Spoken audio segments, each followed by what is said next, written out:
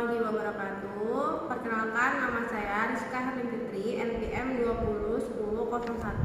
20100134112008. Saya dari kelas 4C, mata kuliah Konsep Dasar Bahasa Indonesia 2, dosen pengampu Bu Hidayati Askia. Di sini saya akan menampilkan tugas sebuah cerita dongeng yang berjudul Sangi Sang Pemburu. Di zaman dahulu ada seorang pemburu yang bernama Sangi. Ia pun tinggal di sebuah tepi sungai. Dan di suatu hari Sangi pergi berburu, tapi ia merasa kesal dan ia tidak mendapatkan buruan satupun. Sehingga ia merasa capek dan merasa kesal karena tidak dapat buruan tersebut, dan ia duduk dan beristirahat di tepi sungai.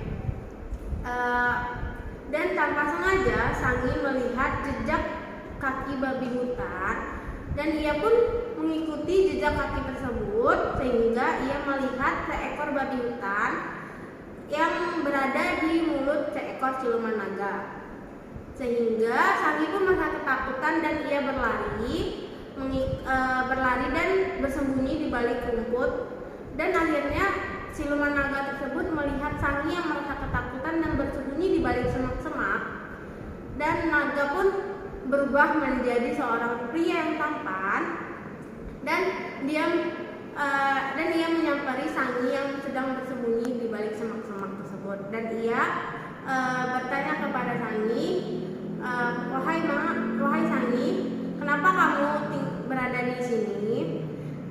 Dan Sangi pun merasa ketakutan tidak menjawab, dan akhirnya pria tampan tersebut bertanya kepada Sangi dan menyuruh Sangi untuk memakan seekor babi hutan tersebut. Dan Sangi pun merasa heran kenapa ia bisa memakan babi hutan tersebut seperti layaknya seekor naga.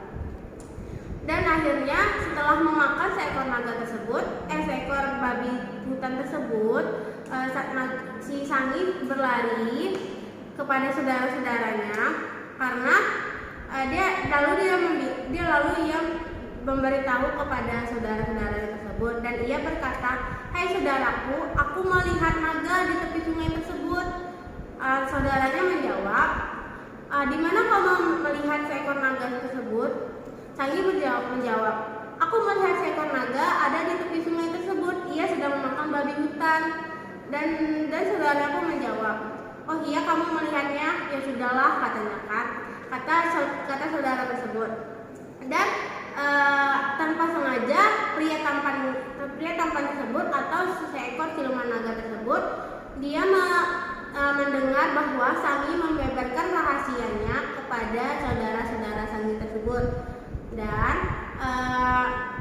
pria tampan tersebut sangatlah marah kepada Sangi karena ia telah membeberkan rahasia seekor naga tersebut.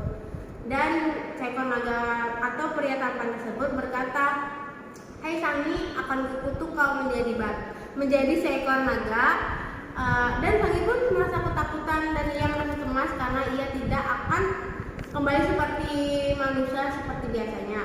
Dan pria tampan tersebut berkata, "Sangi, kau tidak usah perlu takut karena jika kau memberitahu rahasia tersebut kepada keluarga, anak dan cucumu kelak, kau akan berubah menjadi seekor naga. Jika tidak, kau akan berumur panjang dan merasa awet muda, bahkan kau bisa berumur 100 tahun lamanya."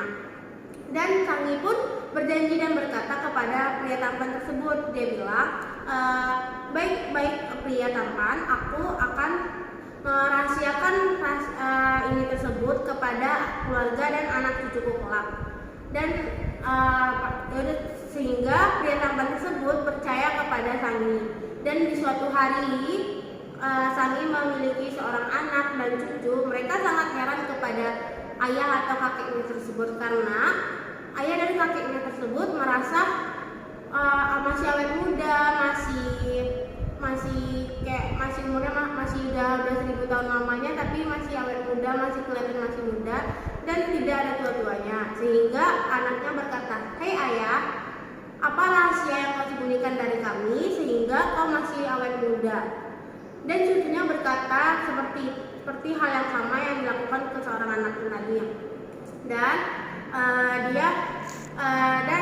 anak-anaknya mengatakan secara langsung dan mendesak ayah dan kakeknya tersebut, sehingga ayahnya atau kakeknya tersebut menceritakan cerita dari awal kenapa ia bisa awet muda dan bisa berumur panjang sampai sekarang ini.